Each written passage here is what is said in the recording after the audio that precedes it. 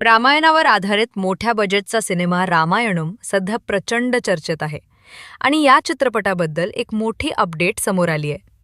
बॉलिवूड अभिनेता रणबीर कपूर या चित्रपटात फक्त प्रभू श्रीरामांची भूमिका साकारणार नाही, तर तो डबल रोलमध्ये दिसणार असल्याची जोरदार चर्चा रंगली आहे. होय, श्रीरामांच्या भूमिकेसोबतच रणबीर आणखी एका महत्त्वाच्या पात्रात दिसू शकतो. मात्र ते पात्र नेमकं कोणतं असेल याबद्दल अजूनही सस्पेन्स कायम ठेवण्यात आला आहे. या बातमीमुळे चाहत्यांमध्ये उत्सुकता आणखी वाढली आहे.